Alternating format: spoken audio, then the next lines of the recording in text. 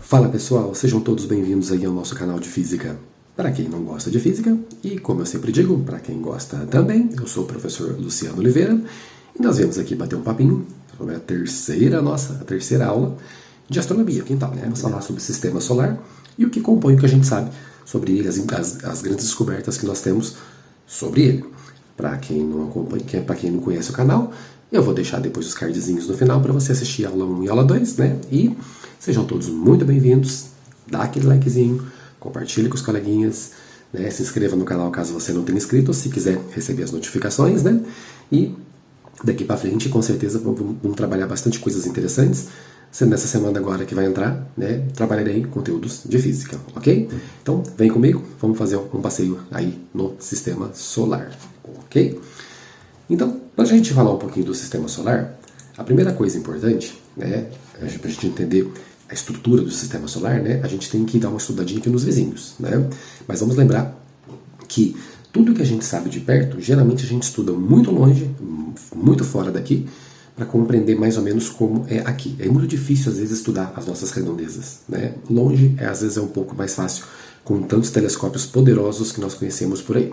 Então, essa imagem aí representa aí, graficamente, né, como é organizado o sistema solar. Então, nós temos aí o Sol no meio, a estrela maior, quem comanda o sistema solar, obviamente, né?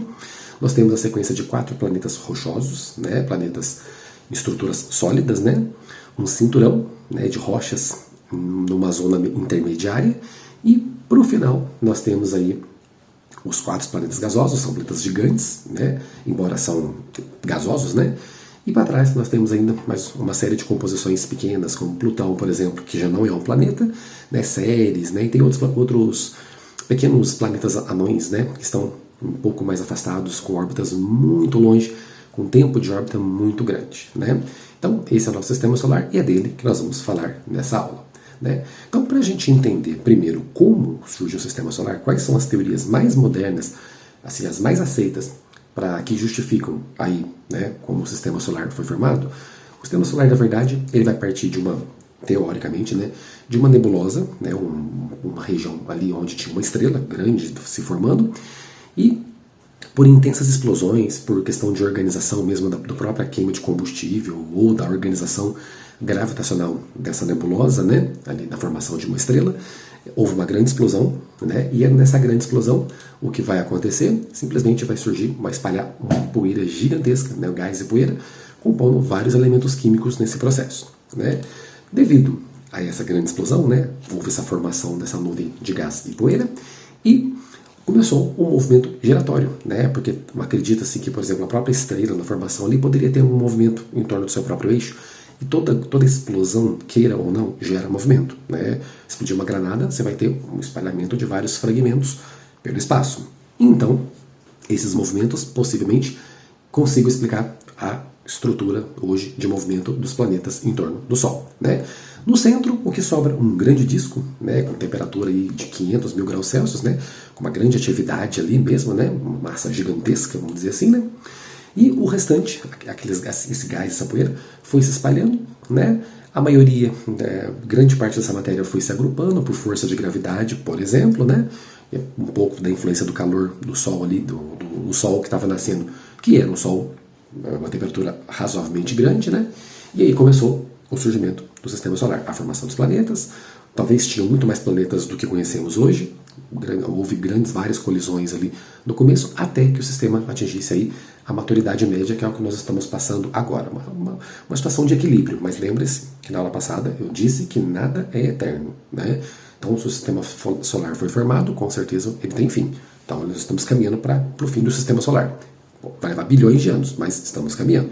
Né? E, a princípio, né, os planetas aí foram formados pelos corpos que orbitavam, né, essa nuvem, né, então ficava naquela região de nuvem, ali foi começando a formar planetas, né, e o restante, aquilo que não se deu muito bem, né, aquilo que não conseguiu se agrupar, foi formando aí asteroides e cometas, né? E resíduos, gases que ficam ocupando regiões mais longínquas do sistema solar.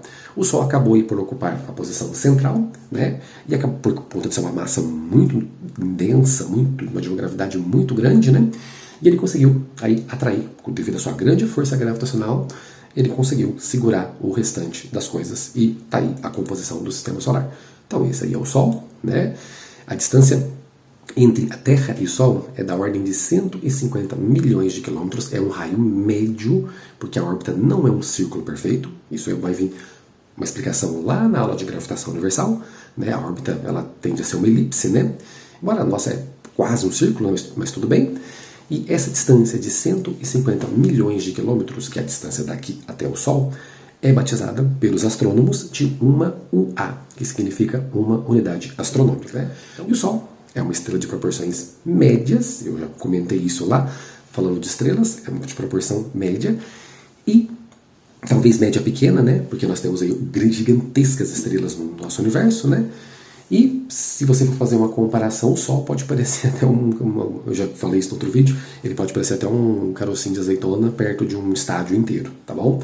Então, essa aí é o que a gente sabe sobre o Sol e outras estrelas. Nós aqui estamos no que chamamos de zona habitável do Sol, ou seja, a Terra está numa posição bacana para que a vida se desenvolva e continue se desenvolvendo como a nossa aqui, tá? A maior parte da energia do Sol é produzida em seu centro, no processo de fusão nuclear, que a gente comentou também lá na aula de estrelas, onde eu disse que ele tem uma atividade muito intensa com temperaturas absurdas. E estima-se que o Sol ainda vive mais ou menos aí uns 5 bilhões de anos até ele se colapsar, né? E mais um dado curioso, a luz do Sol leva aí 8 minutos, é um pouquinho mais que 8, 8 é um valor aproximado, tá? 8 minutos para chegar até aqui a Terra. O que significa isso? Que se acontecer alguma atividade agora, uma grande explosão lá no Sol, nós só ficaríamos sabendo daqui exatamente 8 minutos e uns 16, 17 segundos mais ou menos, tá bom? Então não é instantâneo. O Sol tem equivalência de massa de 99% do sistema solar, ou seja, tudo que a gente conhece do sistema solar, 99% está no Sol. Por isso que é ele que comanda toda essa parada aqui. É uma gravidade poderosíssima, ele segura todo mundo, por isso ele é a nossa estrela máxima, né? Nasceu aí mais ou menos cerca de 4,6 para 4,7 bilhões de anos atrás, ou seja, se ele vai viver mais 5, então a gente está na fase média, ele está no meio da vida dele, tá? Composição básica do Sol, basicamente quase que inteiramente gás, né? Em torno de 90% hidrogênio, 9,9% hélio, e esse 0,1% que faltou nessa continha básica aí, composição de outros elementos, tá? Mas o predominantemente aí é o hidrogênio, né? E o segundo elemento aí é o hélio, tá bom? Na verdade, o processo faz com que hidrogênio se transforme em hélio, que é o processo de fusão comentado também na aula anterior, no vídeo anterior. A temperatura na sua superfície opera na faixa de 6.000 graus Celsius, é a estrela de idade média, né? E aquela cor amarelada, né? Querendo começar a laranjar, né? Só que no interior dela, pelo processo de fusão, essa temperatura pode chegar a milhões de graus Celsius, ok? Então, esse 6.000 é a temperatura de superfície, bem quentinho, né? Aí uma foto para mostrar mais ou menos aí em escala o tamanho da Terra perto do tamanho do Sol, dá pra gente ter uma ideia mais ou menos ali, tudo bem? Pode ver que uma grande explosão solar aí, né? Pode ser muito maior que a Terra, né? Isso aqui passasse pela Terra agora, isso aqui faria um grande estrago aqui, com certeza, tudo bem? Então é só pra gente saber entender um pouquinho de escala. Então, voltando àquela representação gráfica, a gente tem toda a criançada aí, né, orbitando o Sol. Quem são as crianças, né? O Sol manda, né? Na sequência aí nós temos Mercúrio, na sequência nós temos aí Vênus, perfeito? Planetas muito quentes, né? A Terra, na região habitável da estrela, ou seja, na região onde a gente consegue ter a vida como conhecemos, né? Não é nem muito calor, nem muito frio. Estamos em condições perfeitas para a vida como conhecemos, por isso ela se desenvolveu aqui. Temos Marte, né, o gigante Júpiter, né, Saturno com seus lindíssimos anéis, né?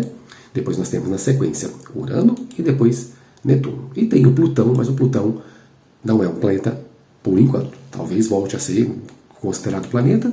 No momento ele é tratado como planeta anão.